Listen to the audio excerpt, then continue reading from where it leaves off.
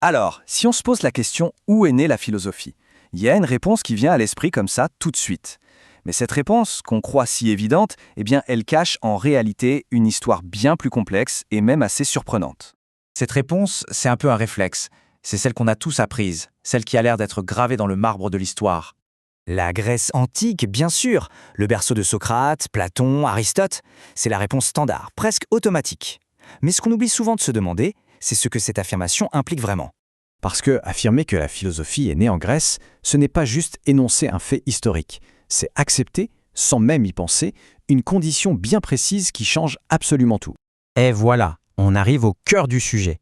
La question, ce n'est pas tant de savoir où ou quand, mais plutôt de savoir de quoi exactement on parle. Tout, absolument tout, dépend de la définition qu'on choisit pour le mot philosophie.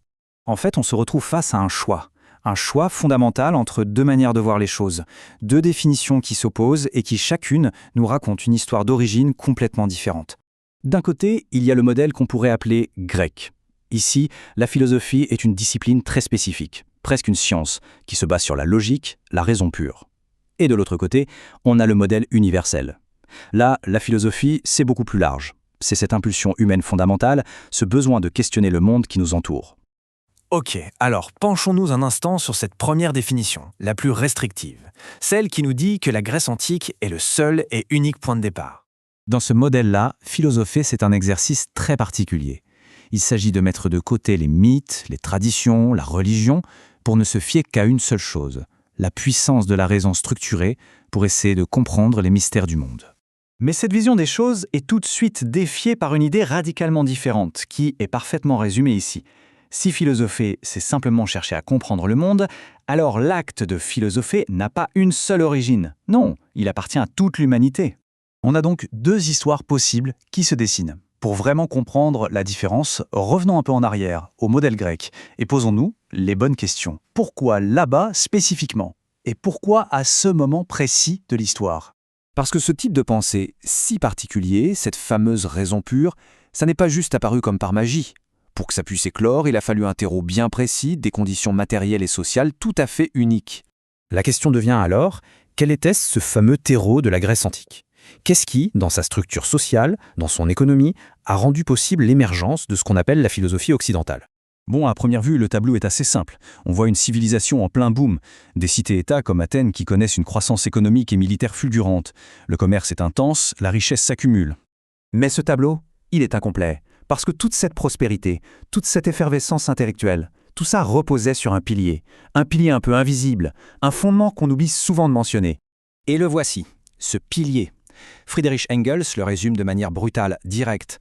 La structure même de la société grecque, son économie, sa capacité à construire, à se développer, tout ça dépendait entièrement de l'esclavage. Il faut bien comprendre que dans ces cités antiques, l'immense majorité du travail physique n'était pas faite par les citoyens. Non, elle était assurée par une main-d'œuvre d'esclaves, très souvent des prisonniers de guerre, qui construisaient les bâtiments, cultivaient la terre et en gros faisaient tourner toute l'économie. Et c'est là qu'on voit se dessiner une chaîne de cause à effet assez fascinante. Le travail forcé des esclaves génère de la richesse, cette richesse libère une classe de citoyens de l'obligation de travailler tous les jours, et c'est cette classe qui dispose de temps libre, de loisirs comme on disait, qui peut alors se permettre de s'adonner à des spéculations intellectuelles, abstraites, bref, à la philosophie. On revient donc à notre point de départ, mais avec un regard complètement nouveau. On comprend maintenant que tout n'est qu'une question de définition. Le point crucial, il est là. Si on décide que la philosophie, c'est cette méthode rigoureuse de la raison pure, alors oui, son berceau, c'est la Grèce. Mais un berceau qui n'a été possible que grâce à l'esclavage. Par contre, si on la voit comme une quête de sens universelle, alors elle n'a pas de berceau unique. Elle est née partout où un être humain a commencé à s'interroger. En fin de compte, l'origine de la philosophie, ce n'est pas un fait qu'on déterre comme un trésor archéologique. C'est une narration. C'est une histoire qu'on se raconte. Et le premier chapitre de cette histoire dépend entièrement du premier mot qu'on décide de définir. Et tout ça, ça nous laisse avec une dernière question. Si le simple fait de définir un mot peut inclure ou exclure des civilisations entières de l'histoire de la pensée, alors combien d'autres philosophes, combien d'autres histoires intellectuelles avons-nous complètement ignorées juste à cause des étiquettes qu'on a choisi d'utiliser ?